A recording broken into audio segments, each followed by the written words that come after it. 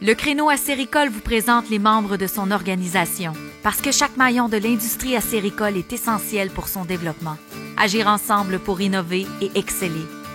Merci à nos partenaires. René Ouellette à Saint-Pierre-Lamy, érablière Guilligan. Présentement, j'ai 3 travailleurs québécois. J'en ai un que ça fait quand même plus de 15 ans qu'il travaille pour moi.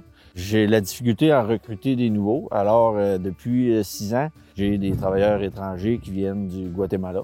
En faisant ça avec les travailleurs étrangers, je me garantis plus d'avoir une main-d'œuvre à chaque année. La façon que j'ai décidé d'aller vers le travailleur étranger, ça n'existait pas au Bas-Saint-Laurent en acériculture. J'ai un ami près de Montréal qui n'avait. Puis je l'ai questionné pour savoir comment est-ce qu'il avait fonctionné. Puis c'est de là qu'au Bas-Saint-Laurent, j'ai été le premier à avoir des travailleurs étrangers en acériculture. Les premières journées, c'est sûr qu'on cherchait vraiment comment faire pour se parler. Assez que 2 semaines avant qu'il arrive, j'en shakeais dans le jour comment est-ce que je vais faire pour parler à mes garçons. On a réussi à trouver une façon de communiquer.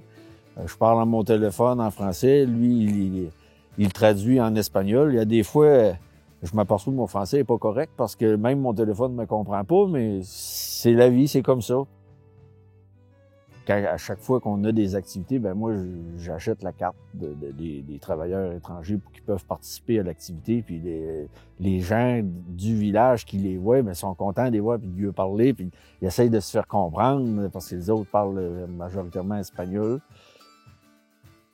Mes 2 gros réservoirs que j'ai à l'érablière, c'est que je manquais d'espace pour entreposer mon eau brute. J'ai vu cette option-là qui ça se fabriquait des silos à eau d'érable. Dans le coin, ça n'existait pas beaucoup. Je n'avais pas vu encore. J'ai été voir le fabricant, je me suis fait expliquer comment c'était fait, puis je l'ai essayé.